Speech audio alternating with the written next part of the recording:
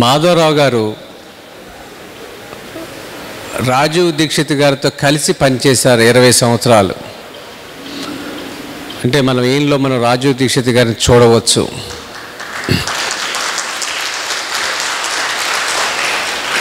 ఇలాంటి వ్యక్తి 2 తెలుగు రాష్ట్రాల్లో లేరు. మనం పావుని మన పంట పొలాల్లో పాము కనిపిస్తే ముందు కర్ర తీసుకుని చంపేస్తాం. దయచేసి పాముల్ని చంపమాకండి. పాములు సహజంగా వచ్చి మనల్ని కుట్టవు, ఏ పాము కుట్టదు. దానికి మన కదలికలు, మన మనసులో ఆలోచనలు వస్తేనే అది అటాక్ చేస్తే ప్రయత్నం చేస్తుంది. అది మనలాగా జీవి అనుకున్నప్పుడు పాము ఏది కూడా చంపదు. దానికి నష్టం చూసుకోకుండా కాలు వేస్తే అలా అటాక్ చేస్తే కానీ ఏ పాము చంపదు. పాములు సంఖ్య తగ్గిపోతుంది. ఒకటి, ఎలుకల సంఖ్య పెరుగుతుంది, ఆ సమతుల్యత పోతుంది. వరిలో పండించిన పంటల్ని, కుప్పల్ని అన్నిటినీ కూడా ఎలుకలు ఎక్కువ పాడు చేస్తున్నాయి. ఆ ఎలుకల్ని తీసుకునేది ఒక పామే. ఇలాంటి పాములు కరిసిన వాళ్ళకి నా సభల్లో అన్నిట్లోనూ మాధవరావు గారి పేరు ప్రస్తావిస్తాను. చాలా కార్యక్రమాలకు వచ్చారు. మా తరకటూరులోనే చంద్రమ్మ అని ఉంటుంది ఒక ఆవిడ, 500 మందికి పైనే ఈ పాము కాటుతో ఆవిడ కాపాడింది ఈయన ఇచ్చిన మందుతో. చుట్టుపక్కల వాళ్ళు ఎవరైనా పాము కరిస్తే మా దగ్గరికి వస్తారు. ఇది ప్రాథమిక చికిత్స కాదు, ఇది శాశ్వతమైన చికిత్స. ఫస్ట్ ఎయిడ్ కింద కాదు ఇది. మళ్ళీ దీనికి డాక్టర్ దగ్గరికి కూడా వెళ్ళక్కర్లేదు, ఎవరి దగ్గరికి. హోమియోలో ఆ మందు ఈయన అందజేస్తున్నారు. ఈయన తీసుకొచ్చారు ఇక్కడికి. ఒక మందు సుమారుగా 100 మందికి సరిపడే మందు ఆయన దగ్గర ఉంది. అది 4 రకాల మందులు ఉంటాయి. అవి మీరు ఏం చేస్తారంటే, ఈ ప్రకృతి వ్యవసాయం చేసేటప్పుడు కర్ర తీసుకుని వెళ్ళండి. కర్ర చంపటానికి కాదు, పావుని. కర్రతో నడుస్తున్నప్పుడు మన పూర్వీకులు ఎందుకంటే ఒక మనిషి తోడది కర్ర అనేది, ఇంకో 2వ మనిషి కింద లెక్క అది. మనం భూమిలో ఇలా గుచ్చుతున్నప్పుడు శబ్ద తరంగాలతో పాము వ్యతిరేక దిశలోకి వెళ్ళిపోతుంది. దానికోసం మన కర్ర వాడాలి, కానీ చంపటానికి కాదు. అలా కర్ర చేతితో పట్టుకుని వెళ్ళటం అనేది చేయాలి. పావులకి చెవులు ఉండవు, శబ్ద తరంగాల ద్వారా అది నడుస్తుంది అనమాట. అందుకనే మీ కర్ర ముందు చేతితో మనం గుచ్చుకుంటూ వెళ్తే ఆ శబ్దానికి అవి వేరే దిశ వైపు వెళతాయి. మాధవరావు గారిని మాట్లాడాల్సిందిగా కోరుతున్నాను. ఈరోజు కార్యక్రమం ఏదైతే మనం అందరం సామూహికంగా కలుసుకున్నాం, చాలా సంతోషం. అందరికీ నమస్కారములు. మొత్తం ప్రపంచ వ్యవస్థలో మనం చాలా అదృష్టవంతులం. ఎందుకంటే భారతదేశంలో జన్మమిచ్చిన భగవంతుడు మనిషికి ప్రగతి చెందడానికి, అభివృద్ధి కావడానికి, సహజంగా జీవన విధానం గడవడానికి ఏదైతే వనరులు అవసరమో ఈ దేశంలో అన్ని రంగాల్లో పుష్కలంగా ఇచ్చిండు భగవంతుడు. కాబట్టి ఇక్కడ దాని యొక్క వినియోగం అనేది మనకు తెలియకుండా, ఉదాహరణకి మన విద్యా వ్యవస్థ ఏదైతే ఉన్నది ఇది ఆంగ్లేయులది ఉంది, టీబీ మేకాలే తయారు చేసింది. మీకు అనుమానం రావచ్చు, ఏం మాధవరావు మరి మీరేం నేర్పినారు మీ కొడుకులకు? నాకు ఒకడే కొడుకు. సంస్కృతం నేర్పిన, సెంట్రల్ యూనివర్సిటీలో పిహెచ్డి చేస్తున్నాడు.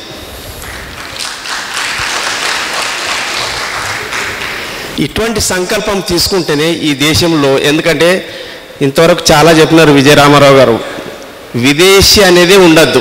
మనకేం తక్కువ ఇచ్చాడు భగవంతుడు? ఒక చిన్న ఉదాహరణతో నేను ఉపన్యాసం ఆరంభిస్తా.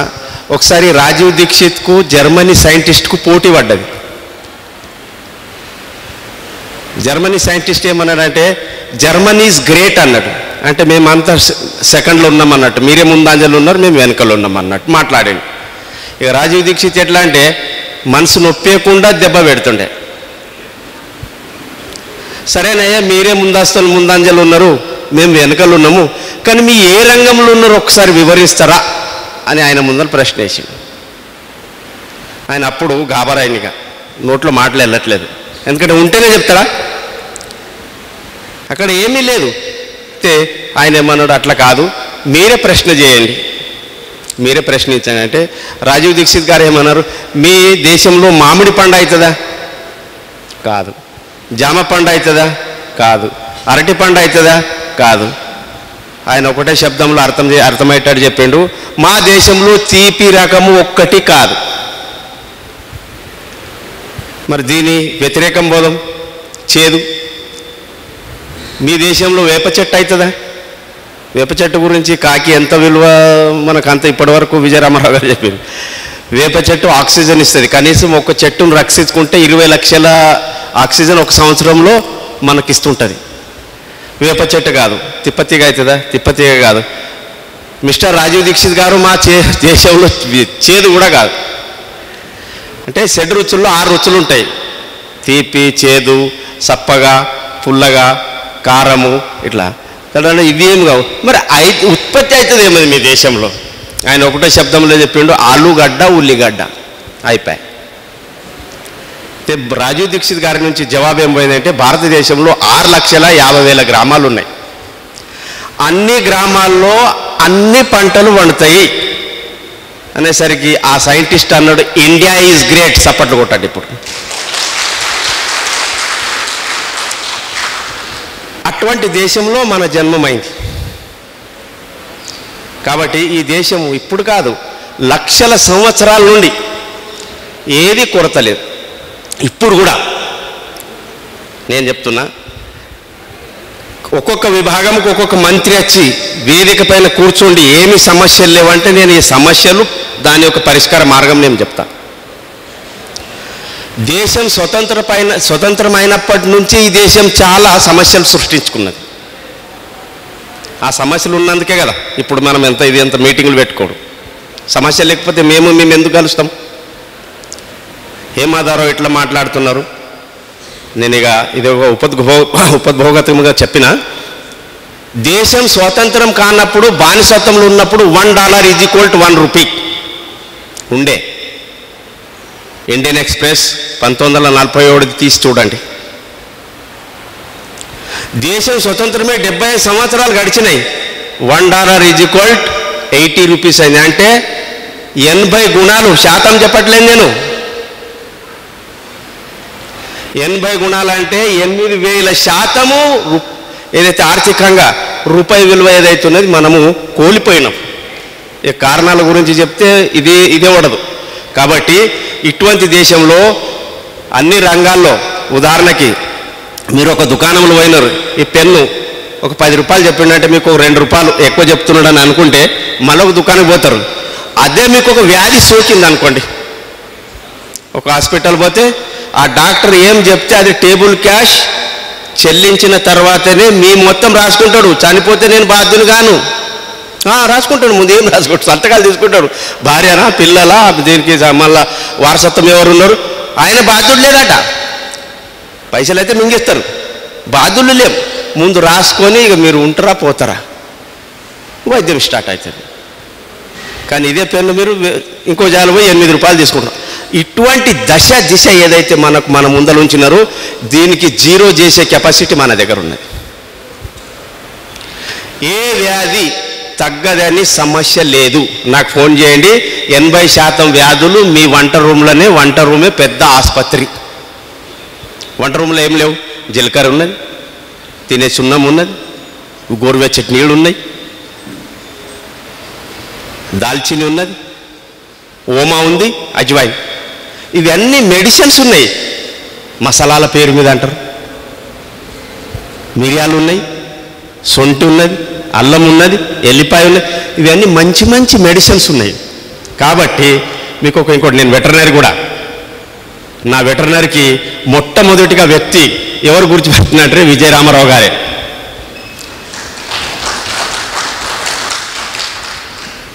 ఇక్కడ ఆంధ్రలో టర్కటూరో ఏదో గ్రామంలో అక్కడ కూడా నేను పోయినా, అక్కడ మళ్ళా వికారాబాద్ గోశాలలో నేను చెప్పిన మందులన్నీ ఉంచినారు.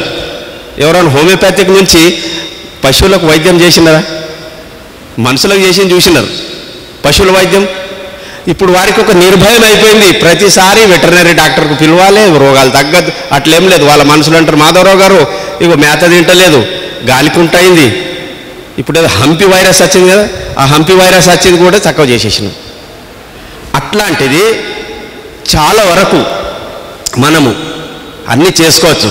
అయితే పశువులకు రోగాలు తక్కువ ఎందుకు, మనకు రోగాలు ఎక్కువ ఎందుకు?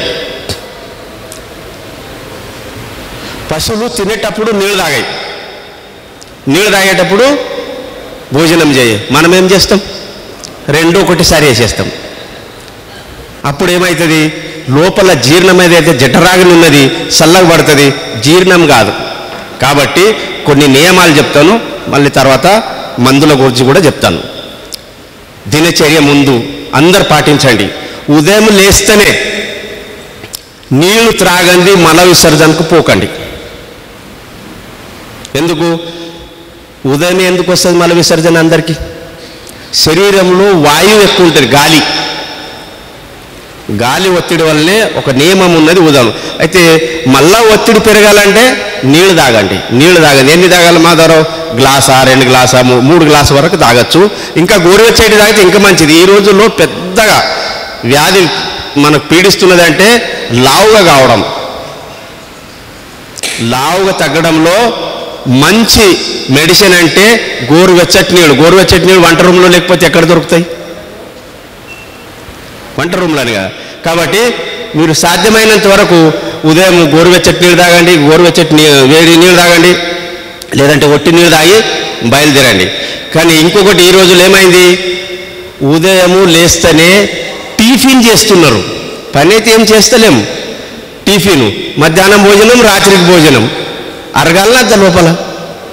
కాబట్టి ఎవరైతే పని చేస్తారో వాడు 3 పూటలు భోజనం చేస్తే నడుస్తుంది. ఎవరైతే మనలాగా ఒట్టిగా తిరిగి ఎక్కడెక్కడ ఏం శ్రమ చేయము, వారు ఉదయం ఫుల్ భోజనం చేయండి. మీరు ఇడ్లీ తింటారా, దోశ తింటారా, జొన్న రొట్టె తింటారా, మక్క రొట్టెనా, గోధుమ రొట్టెనా, ఏది చేసినా ఉదయము టిఫిన్ చేయకండి. ఫుల్ భోజనం చేసేటప్పుడు జర నమిలి తినండి. ఎందుకంటే తినేటప్పుడు నీళ్ళు తాగద్దు. ఈ గొంతు, ఈ నోరు శుభ్రం కావడానికి లాస్ట్కు 2 బుక్కలు నీళ్ళు తాగండి. దాని తర్వాత ఎప్పుడు తాగాలి? ఎవరైతే పని చేస్తారో వారు భోజనం తర్వాత 2 బుక్కలు తాగినాక గంటకు తాగండి. ఎవరైతే శ్రమ చేయరు వారు 1.5 గంట తర్వాత నీళ్ళు తాగండి. మీ శరీరంలో ఉన్న బ్యాడ్ ఫ్యాట్ మొత్తం కరిగిపోతుంది. దీనికంటే మించిన ఔషధం లేదు. మరి మాధవరావు డాక్టర్లు ఎందుకు చెప్తారు? మీరు రోగాలు అయితేనే కదా వారికి ఫీజు వచ్చేది. డాక్టర్ కూడా తెలుసు. ఇదే గోరువెచ్చటి గుండెపోటుకు మంచి మందు. గుండెపోటు ఏదైతే హార్ట్ స్పెషలిస్ట్ ఉంటాడో ఆయన కూడా చెప్పాడు. కాబట్టి గోరువెచ్చటి నీళ్ళు తాగేది ప్రయత్నం చేయండి. ఉదయం ఫుల్ భోజనం చేయండి. మధ్యాహ్నం ఏదైనా పచ్చి తినండి. దోసకాయనా, బెండకాయనా, తొండకాయనా, జామకాయనా. ఇక 7 గంటల లోపట్లే భోజనం చేయండి. అంటే సూర్యుడు అస్తమించక ముందే భోజనం చేయండి. ఇది దినచర్య. దీని తర్వాత ఈ రోజుల్లో మధుమేహంలో చాలామంది పరేషాన్ ఉన్నారు. మధుమేహం అంటే షుగర్కు సింపుల్ చెప్తున్నా. ఇప్పుడు మనం రసాయనం లేని నవారా ఇవైతే మన బియ్యములు ఉన్నాయి కదా, ఈ బియ్యము మట్టి కుండలో వండుకొని తినండి. షుగర్ గోళీ అవసరమే లేదు. ఇంతకంటే మంచి వైద్యం ఇంకెక్కడ దొరుకుతుంది మనకు? మనమైతే ఇదే క్షేత్రంలో పనిచేస్తున్నాం. రసాయనం లేదే వ్యవసాయ ఉత్పత్తులు. మరి అటువంటిప్పుడు ఇంకా మందులు మీకు చెప్తున్న ఇన్సులిన్ గోళీ 10-15 సంవత్సరాల తర్వాత దీని యొక్క హాని, సైడ్ ఎఫెక్టు పక్షవాతం. కాబట్టి కొందరు ఏమంటారు, మా భార్యలు ఇలా, అరే కన్విన్స్ చేసుకునండి. కాబట్టి మట్టి కుండలు కూడా ఈరోజు లేటెస్ట్ అయినాయి. ఇక ఇంకొకటి, ఈ నూనె ఏదైతే ఉన్నది అందరికీ తెలుసు. గానుగు నూనెని తింటున్నారా, లేదంటే బజార్ నూనె తింటున్నారా? బజార్లో నూనె లేదు. మీకు ఒక విషయం చెప్తున్నా. 120 రూపాయల కిలో పలుకులు ఉన్నాయి. 150 రూపాయల కిలో నూనె ఎట్లా వస్తుంది? 1 కిలోకి 1 కిలో వెళ్తుందా? 3 కిలోలు, 4 కిలోలు, 3.5 కిలోలు వేస్తే 1 కిలో నూనె వస్తుంది. ప్రపంచంలో మలేషియా అనే ఒక దేశం ఉన్నది. పామోలిన్ ఆయిల్ అక్కడ ఎక్కువ ఉత్పత్తి అవుతుంది. ఆ నూనెనే ఇవన్నిటికీ బ్రాండ్ చేసి దాంట్లో ఏదో సెంట్ వేసి పల్లిదో సూర్యపూలు అట్లా ఇట్లా అని ఇచ్చేస్తున్నారు. కానీ పామోలిన్ నూనె అరగడానికి 45 సెంటిగ్రేడ్ శరీరంలో హీట్ కావాలి. మన శరీరంలో ఉన్నది 35 సెంటిగ్రేడ్. అయితే ఏమవుతుంది, ఇంకా 10 సెంటిగ్రేడ్ తక్కువ ఉంది కదా, అది కొలెస్ట్రాల్గా మిగిలి HDL LDL VLDL జమాయి గుండెపోటు రావడము, పక్షవాతం రావడము, బీపీ పెరగడము ఇవన్నీ జరుగుతున్నాయి. మధుమేహం కూడా నూనెనే కారణం. ఎవరికైతే మధుమేహం ఉన్నది నేను చెప్తున్నా, మట్టి కుండలు వండుకొని తినండి. నేను ఏదైతే దినచర్య చెప్పినా, సూర్యుడు అస్తమించక ముందే భోజనం చేయండి, ఉదయం ఫుల్ భోజనం చేయండి. భోజనం చేసేటప్పుడు గంట తర్వాత నీళ్ళు తాగకుండా గంటన్నర తర్వాత నీళ్ళు తాగండి. మీకు ఏ ఇన్సులిన్ గోళీ అవసరం లేదు, నూనె అవసరం. ఇప్పుడు ఇక్కడ చక్కెర నూనె తీస్తున్నారా ప్రాంతంలో? ఎక్కడ తీస్తారో అక్కడికి వెళ్ళి తీసుకునండి. నూనె మాత్రం ఖచ్చితంగా మార్చండి. ఇది దినచర్య. ఇంకొకటి, ప్రెషర్ కుక్కర్ తీసేయండి ఇంట్లో నుంచి. కనీసం తొందరగా ఉడుకుతుందని ఏదైతే ఆలోచన ఉన్నది కదా, ఇప్పుడు మనం అందరం వ్యవసాయ రంగంలోనే దూకినాం. పెసరపప్పు తొందరగా ఎందుకు ఉడుకుతుంది? తొందరగా వస్తుంది భూమి నుంచి, పోషకాలు మొత్తం తీసుకొని గింజ తయారు కావడానికి తొందరగా ఇదవుతుంది పెసరి. అదే కందిపప్పు 6 నెలలు కావాలి కనీసం. పొయ్యి మీద కూడా తొందరగా ఉడకదు. పొయ్యి మీద తొందరగా ఉడికినప్పుడు భూమిలో తొందరగా రావనప్పుడు మీ కడుపులో కూడా తొందరగా ఉడకదు కదా. అట్లా ప్రెషర్ కుక్కర్ అని కాదు, మీరు సాధ్యమైనంత వరకు ఆ అల్యూమినియం పాత్రలు తీసేయండి, ప్రెషర్ కుక్కర్లు తీసేయండి. ఎవరైతే తయారు చేసినారో వారే బంద్ చేసుకున్నారు. ఇప్పుడు అమెరికాలో ప్రెషర్ కుక్కర్ వ్యతిరేకం నడుస్తున్నది. నాకు చాలామంది మన భారతీయులు అమెరికా, ఫ్రాన్స్, కెనడా, ఐర్లాండ్ వీళ్ళందరూ ఫోన్ చేసుకుని వైద్యం చేసుకుంటారు. ఈ భారతదేశం కంటే మన దేశంలో విదేశీలు పోయిన వాళ్ళే నాకు ఎక్కువ ఫోన్ చేస్తారు. కాబట్టి మీరు సాధ్యమైనంత వరకు ఏది వచ్చినా నాకు ముందు సంప్రదించండి. నా వల్ల కానప్పుడు మీరు అవతలవండి. ఇప్పుడు చిన్నపిల్లలకి ఏమవుతున్నది, జ్వరం వస్తే పారాసెటమాల్ ఇస్తారు. పారాసెటమాల్ యొక్క హాని తెలుసా? పిల్లలు వికలాంగులు అవుతారు. ఏం చేయాలి మాధవరావు? అందరింట్లో తులసి చెట్టు పెట్టుకునండి. తులసి ఆకులు బాగా మరిగించి తాపండి. లేదా పెన్ కాగితం ఉంటే ఒక మెడిసిన్ రాసుకునండి. Nux vomica 200.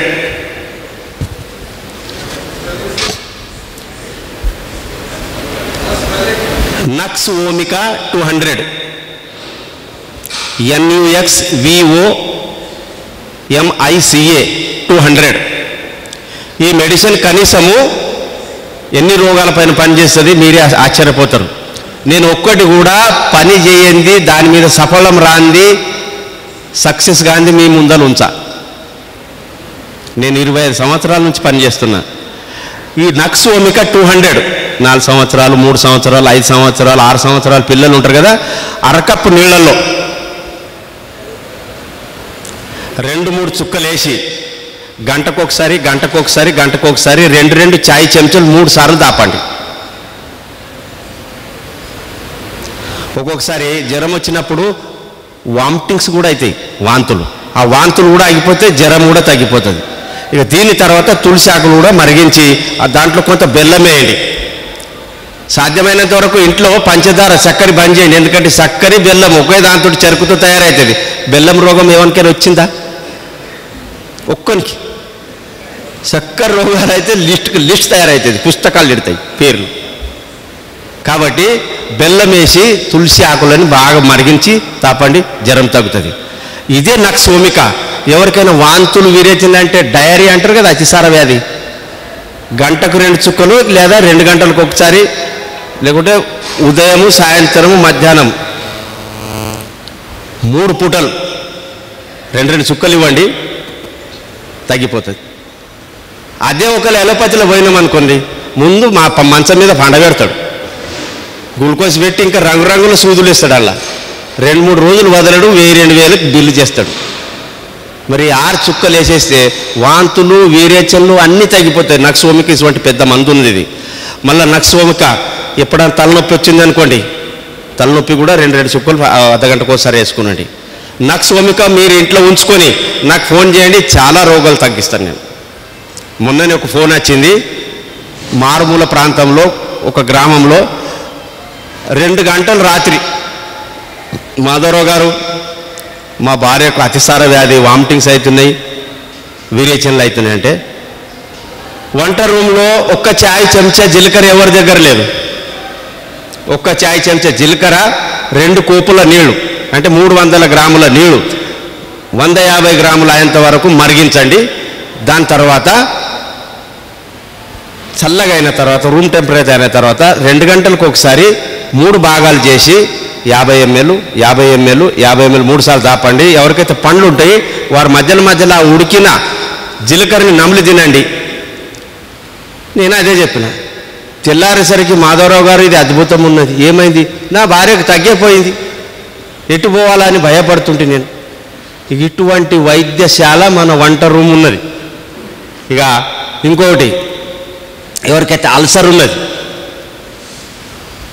అల్సర్ వాళ్ళు రోజు జీలకర్ర మరగబెట్టి 2-3 సార్లు ఒక్కొక్క చాయ్ చెంచా ఒక గ్లాస్ నీళ్ళలో తాగండి, అల్సర్ దూరం అవుతుంది. జీలకర్ర.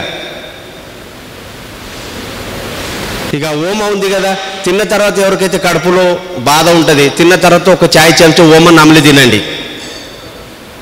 అసిడిటీ కానీ గ్యాస్ కానీ ఇవన్నీ తగ్గిపోతాయి. ఇక పెద్ద మందు చెప్తున్నా, ఈ తమలపాకులు తినే సున్నం ఉంది కదా, ఇది కూడా చాలా పెద్ద మెడిసిన్. ఎవరైతే స్త్రీ ప్రెగ్నెంట్గా ఉంటారు వారికి, ఎవరి దగ్గర అయితే స్తోమత ఉన్నది, వెండిది గిన్నె దేశీ ఆవు పాలు 100 ml పెరుగు తోడేసి ఉదయం ఒక గోధుమ గింజ అంతా ఆ పెరుగులేసి తాపండి. ఎప్పటి వరకు? ప్రసవించే వరకు మీ ఇంట్లో శ్రీకృష్ణుడు ఉడతాడు. శ్రీకృష్ణుడు అంటే 3 లక్షల ఆవులు ఉండే శ్రీకృష్ణుడి దగ్గర. లేదు మా దగ్గర వెండి లేదు, ఆవు పాలు లేదు, డైరెక్ట్ సున్నమే తాపండి. మళ్ళీ దీంట్లో ఇంకొక లాభం, నార్మల్ డెలివరీ, సిజరింగ్ లేదు.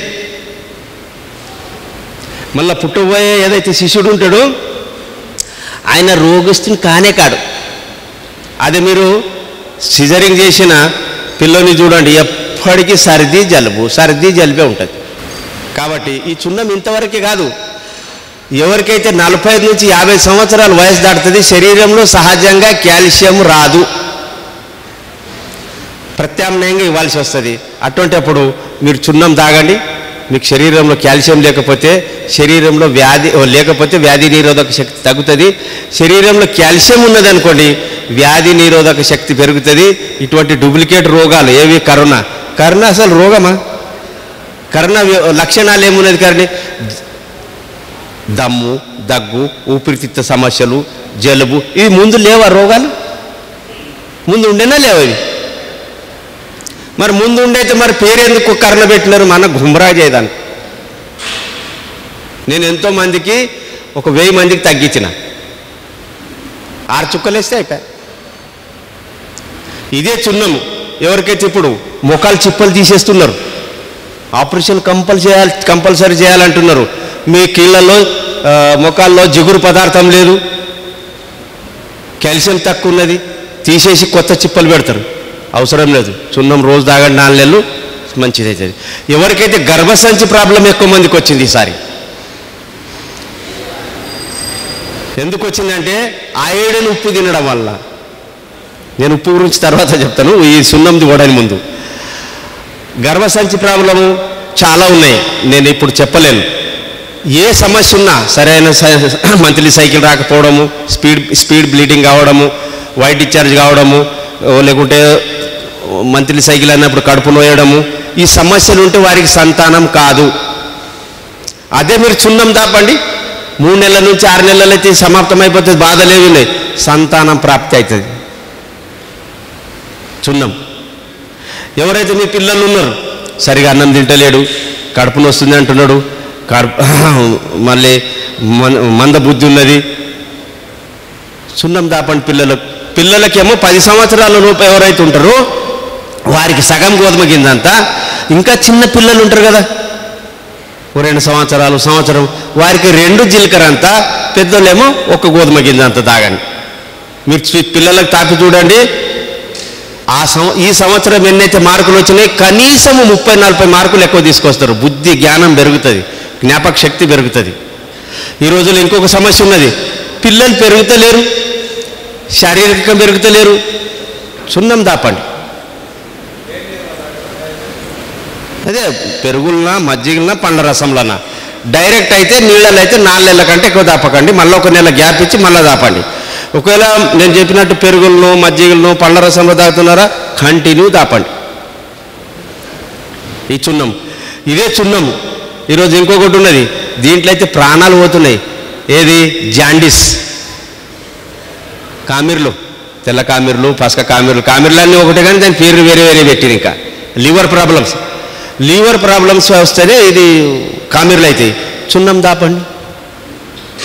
హెపటైటిస్ బి, అసలు ఈ దేశంలో అది లేనే లేదు కానీ టెస్ట్ చేసి హెపటైటిస్ బి ఉన్నది అంటారు.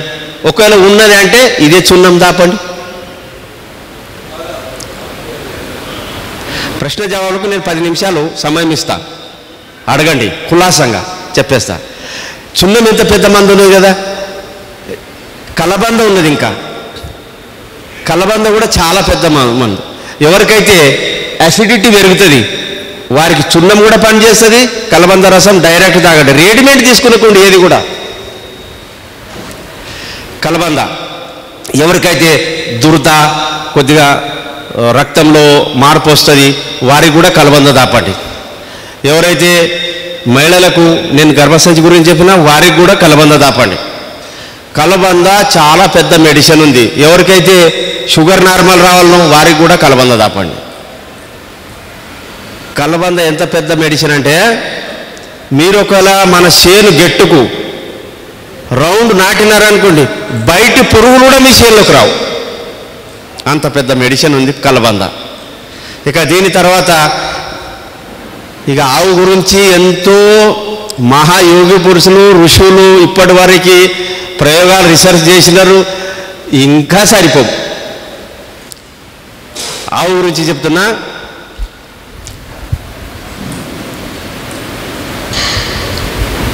ఇక సీరియల్ తల నుంచి కింది భాగంకి వస్తా. ఎండ్రుకలు రాలుతున్నాయా, పెద్ద సమస్య. ఇప్పుడు ఆవు మూత్రంతో తల స్నానం చేయండి, ఆవు మూత్రం పెట్టండి. షవును వస్తుందా, షవులో కూడా 2 చుక్కలు పోయండి. చెవు ప్రాబ్లం వచ్చిందా, చీము నెత్తురు పుండు, ఆవు మూత్రం పోయండి. కళ్ళలో ఏదైనా సమస్య వచ్చిందా, ఆవు మూత్రం పోయండి. లేదా కొన్నిసార్లు ఏమవుతున్నది, చెవిలో చాలా పోటు వస్తుంది. అప్పటికప్పుడు ఏ హాస్పిటల్ పోవాలి, ఎక్కడ పోవాలని హైరాన్ పరేషాన్ అవుతాం. కలబంద రసం, పిల్లలు ఉండని పెద్దలు ఉండని, కలబంద రసం కొద్దిగా పోయండి. 1, 2, 3 ఇట్లా 10 అనండి, నొప్పి గాయ. మరి ఆయుర్వేదం స్లో ఎక్కడ పని చేస్తుంది? 10 అనేలో నొప్పి గాయపు అయిపోతుంది. దాని తర్వాత ఇంకేదైనా నోరు చెడిపోతుంది. ఎప్పుడెప్పుడు ఎందుకు చెడుతుంది అంటే, కడుపులో జ్వరం వస్తే నోరు చెడిపోతుంది. ఆకలి కాదు, నోట్లో దుర్వాసన వస్తుంది. కడుపు ఖరాబ్ అయితే దుర్వాసన వస్తుంది, నోరుది కాదు, అది శ్వాసం ద్వారా వస్తుంది. అప్పుడు కూడా ఆవు మూత్రం తాగండి. జలుబు, దగ్గు, ఊపిరితిత్తులకు సమస్య, అప్పుడు కూడా ఆవు మూత్రం తాగండి. ఈ కీళ్ళ నొప్పులు ఏవైతున్నాయి, అప్పుడు కూడా ఆవు మూత్రం తాగండి. కడుపులో అల్సర్ అయింది, అప్పుడు కూడా ఆవు మూత్రం తాగండి. కడుపులో గ్యాస్ ట్రబుల్ అయింది, అప్పుడు కూడా ఆవు మూత్రం తాగండి. ఆకలి అయితే లేదు, అప్పుడు కూడా ఆవు మూత్రం తాగండి. మల విసర్జన అయితే లేదు, సరిగా కడుపు సాఫ్ అయితే లేదు, అప్పుడు కూడా ఆవు మూత్రం తాగండి. నడుము నొస్తుంది, ఆవు మూత్రం తాగండి. కీళ్ళు నొస్తున్నాయి, ఆవు మూత్రం తాగండి. ఎవరికైతే డయాబెటీస్ బాగా పీడిస్తున్నది వారు కూడా ఆవు మూత్రం తాగండి. హై బీపీ, లో బీపీ వాళ్ళు కూడా ఆవు మూత్రం తాగండి. గుండెపోటు రాకుండా అడ్వాన్స్లో ముంద జాగ్రత్తగా ఆవు మూత్రం తాగండి. ఇక ఆఖరికి ఆవు మూత్రం ఎంతవరకు అంటే, క్యాన్సర్ ఎవరికైనా అయితే శరీరంలో కర్క్యూమిన్ అని కెమికల్స్ అవసరం. ఆ కర్క్యూమిన్ కెమికల్ తగ్గుతూనే క్యాన్సర్ వస్తుంది. అది ఆవుమూత్రంలో ఉన్నది, పసుపులో ఉన్నది. 100 ml ఆవుమూత్రము, 1 చాయ్ చెంచా పసుపు, 1 చాయ్ చెంచా తెల్ల గల్జరి పౌడర్ వేసి 1 పొంగు వచ్చేంత వరకు మరిగియండి. దాని తర్వాత దించిన తర్వాత చల్లగా అవుతుంది కదా, ఉదయం బరి కడుపున 50 ml దాపండి, సాయంత్రం 6 గంటలకు 50 ml దాపండి. 3 నుంచి 4 నెలలు దాపండి. క్యాన్సర్ మంచిది. మనం ఏం చేస్తున్నాము, ముందు హాస్పిటల్ పోతాం, ఆ కీమోథెరపీ రేడియోథెరపీ చేసి శరీరంలో ఉన్న శక్తి అంతా కోల్పోతాం. దాని తర్వాత ఏది దాపినా ఒక్కొక్కసారి బతుకుతాడు మనిషి, ఒక్కసారి బతకడు. కానీ డైరెక్ట్ వచ్చిన వాళ్ళు అయితే నా దగ్గరికి ఇంతవరకు ఎంతోమంది వచ్చినారు, అందరు క్యాన్సర్ ఆవుమూత్రము పసుపుతో తగ్గిపోయింది. ఇక లాస్ట్ ఏదైతే పాము కాటుకు, ఇప్పుడు నా పేరు ఇంతగా ఉంది, పాము కాటుకు ఏమేం బాధపడ్డా మీ ముందు ఒక 2 లైన్లు ఇస్తున్నా. ఇప్పుడు నా దగ్గర పాము మందు గుర్తయింది. ఎవరికైనా పాము కరిస్తే, అయ్యా నా దగ్గర పాము మందు ఉన్నది వేసుకుంటాం అంటాడు. ఏం రా ప్రాణం తినని కూర్చున్నావా, నేను హాస్పిటల్ పోతా అంటాడు. వాస్తవమే. ఏం చేయాలి, ఏం చేసినా అంటే, నా దగ్గర ఒక భక్తుడు వచ్చుండే. ఆయన నా పని చూసి, అన్న నీ దగ్గర ఒక 6 నెలలు ఉంటానే నేను. ఉండు, ఎవరద్దు అన్నారంటే ఉన్నాడు. ఉంటే ఆయనకి నాగంబాబు కలిసింది. ఆయన మీద ప్రయోగం చేసిన, సక్సెస్ అయింది. సక్సెస్ అయిన తర్వాత గ్రామాల మంది కూర్చుంటారా, అరే మాధవరావు గారు మీరు ఏదైనా చేస్తారో, ఆయన చచ్చిపోతే అయ్యా పోలీసులు నాకు తీసుకుపోని, మీ ఇంటికైతే రారు కదా, వస్తారా, నేను చేసిన నాకు తీసుకుపోని. ఆయన నాకు తీసుకుపోయి ఏం చేస్తారు, నా దగ్గర MBBS ఉన్నదే MS ఉన్నదే.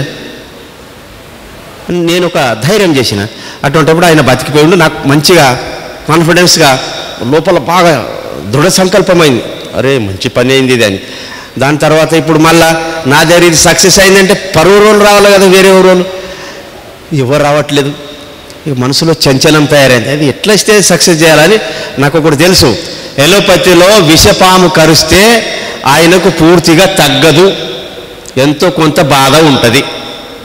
నేనేం చేస్తుంటే అక్కడక్కడ కొందరు భక్తులు చెప్తుర్రు, మాధవరావు గారు మా దగ్గర ఒక ఆయన పాము కరిచింది, ఇంకా కొద్దిగా నడవడానికి రావట్లేదు, ఎక్కువ దూరం నడిస్తే ఆగుతున్నాడు, లేకుంటే కాలు వాపు వస్తున్నది అని ఇట్లా చెప్పారు. ఆయన ఇంటికి పోతుంటే, చూడయ్యా నేను తక్కువ చేస్తా, మా ఊరు నుంచి ఆయన ఊరికి పోవాలి, నేను తక్కువ చేసా, నీకు పైసలు పైసలు అడిగితేనే కదా ప్రాబ్లం వచ్చేది. నేను అరే దేవుడు నడిచినట్టు తగ్గగాని తగ్గని పైసలైతే అడగంటున్నారు. నాకేంటంటే సక్సెస్ అవుతుంది లేదా, ఒక్కైనా చేస్తే నమ్మకం ఉండదు కదా. ఆయనకు గంట అర్ధగంట లోపల తక్కువ చేయాలి.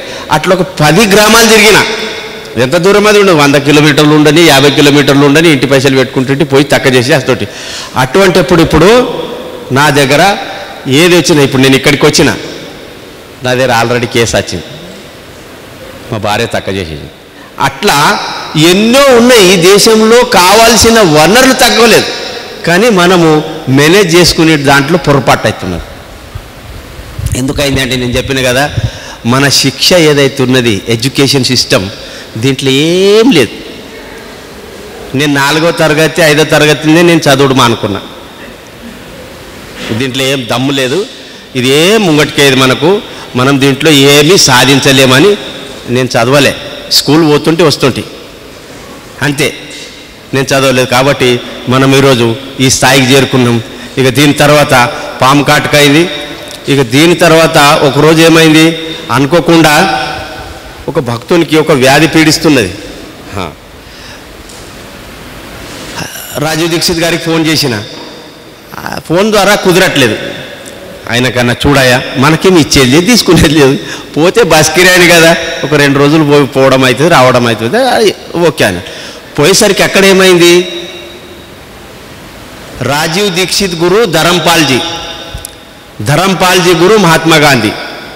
ఆంగ్లేయులు పోతూ పోతూ మహాత్మా గాంధీకి ఏమన్నారంటే, అరే ఉన్నదంతా మేము ఇచ్చినా మీ దగ్గర ఏముండే, మా దోపిడీ చేసింది చెప్పట్లేదు. మహాత్మా గాంధీ ధరంపాల్జీ గారికి రాజీవ్ దీక్షిత్ గురువు గారికి ఒక బాధ్యత వహించినారు. చూడు ధరంపాల్జీ ఇట్లా అనిపోయినారు, నా దగ్గర అయితే ఏం లేదు ఇప్పుడు. అయితే ధరంపాల్జీ చరిత్రకారుడు మొత్తం ప్రపంచమంతా, ఆ వ్యక్తి రాజీవ్ దీక్షిత్. అయితే మేము అనుకోకుండా పోయేసరికి అక్కడ ఉన్నారు ధరంపాల్జీ. ఉన్నారు. అదే రోజు ఆయనకు పక్షవాతం వచ్చింది. నేను చూసిన రాజీవ్ దీక్షిత్ గారు అన్నారు, చూడు మాధవరావు, ఈయనకు సేవ నువ్వు చేయాలి, నా గురువేం నీ గురువేం. పర్వాలేదన్న, నేనేం చేయాలి? ఏం లేదు, పక్షవాతం వచ్చింది, మందులు ఇద్దాం, తక్కువ చేసేద్దాం. నేనైనా ఇంకా మంచిదే, గురువు దొరుకుతున్నాడు సేవ చేయడానికి. గురువు సేవ చేయడమే ముష్కిల్ ఉన్నది, ఇంకా గురువుకి మీద గురువు దొరికింది, ఇంకా పెద్ద అదృష్టం కదా అని నేను భావించుకున్నా. అవే మందులు తయారు చేసినది. నేను ఈరోజు కూడా మందులు ఇచ్చిన. ఎటువంటి ఫలితం తెలుసా? పూర్తి కోమల పోయిండు ధరంపాల్జీ. కోమల పోతే అక్కడ కూడా పోటీలు జరిగినాయి. నువ్వే ఉన్నావా డాక్టర్ అట్టిట్టే రాజీవ్ దీక్షిత్ గారికి ఎంతోమందికి అల్లర్లు పెట్టుకున్నారు, అయినా వదలలేదు. మా మందులు ఇచ్చి తక్కువ చేసినాము. లాస్ట్కు 2 రోజుల్లో కోమల పోయిన వ్యక్తి భోజనం చేసిండు. సపోర్ట్ కొట్టు. 2 రోజుల్లో కోమల పోయిన వ్యక్తి. ఇప్పటి కూడా నేను ఎందుకు గుర్తు చేస్తున్నా మీకంటే, పక్షవాతం వచ్చిందంటే ఇమీడియట్లీ నా మందు వాడండి, ఎక్కడ పోయే పని లేదు. కోమల పోయిన వ్యక్తి కూడా కోలుకుంటాడు. ఇక మనం ఏం చేస్తాం? కోమల పోయిండు కదా, ఏమో ఎక్కడనో ఏమన్నా తగ్గుతుందా లేదా అని భయపడతాం. అందరికీ ఉంటుంది భయం, అంటే తెలియదు కదా విషయం. అట్లాంటిది భయపడాల్సిన అవసరం లేదు. ఈ పక్షవాతమని కాదు, మిగతా అన్నీ. కాబట్టి ఇప్పుడు కార్యకర్తలు అందరూ ఎవరికి వస్తే తెలియదు, మీరు 1-2 జతలు ఉంచుకునండి అడ్వాన్స్లో. పాము మందు ఒకటి, పక్షవాతం ఒకటి. మిగతా అన్నీ నేను మీకు ఫోన్లోనే చెప్పేస్తా. ఉంచుకుంటే ఏమవుతుంది? మీ దగ్గర పాము మందు ఉన్నది అనుకోండి, ఇమీడియట్లీ పోతాడు, తగ్గితే అర్ధగంట లోపల ఆయన ఇంటికి పోతాడు. హాస్పిటల్ పోతాడా తగ్గినాక? పోడు. అట్లా మీరు ఈ పక్షవాతంకు, పాము కాటుకు, ఒకటి ఫిడ్స్కు అడ్వాన్స్ల మందులు ఉంచుకుంటే మీకు ఎప్పుడు కూడా ఈ ధోకా కాదు. పక్షవాతంకి అయితే గ్యారంటీగా సార్, క్యాన్సర్ కానీ మీకే చెప్పిన ఇటువంటిది ఉన్నది. మీరు సేవ చేస్తున్నాం, ప్రత్యేకంగా సమయం అయితే ఇస్తలేము కదా దీని గురించి. పనిలో పని చేస్తున్నాం కాబట్టి మీకు అనుకూలము, నేను కూడా మీకు అనుకూలము. నా ఫోన్ ఎప్పుడు కూడా బంద్ ఉండదు. దయచేసి నా ద్వారా సంప్రదించి మీరు సేవలు తీసుకుంటారని మీ అందరికీ ధన్యవాదాలు తెలుపుతున్నా. చాలా చాలా ధన్యవాదాలు. నాలాంటి ఒక 10వ తరగతి పాస్ అయినా నేనేం పెద్దగా చదువుకోలేదు, నాకంటే హయ్యర్ ఎడ్యుకేషన్ కూడా చేసినారు ఉన్నారు. ఇక విజయరామారావు గారు వ్యవసాయ రంగంలో, నేను వైద్య రంగంలో చెప్పడానికి మీకు ఎప్పటికీ సిద్ధమున్నాము. మీరు మా సేవను వినియోగించుకుంటే సరిపోతుందని. బోలో భారత్ మాతాకి చెప్తా. భారత్ మాతాకి, గౌ మాతాకి, గౌ మాతాకి వందే వందే. నా ఫోన్ నంబర్ రాసుకునండి, 9865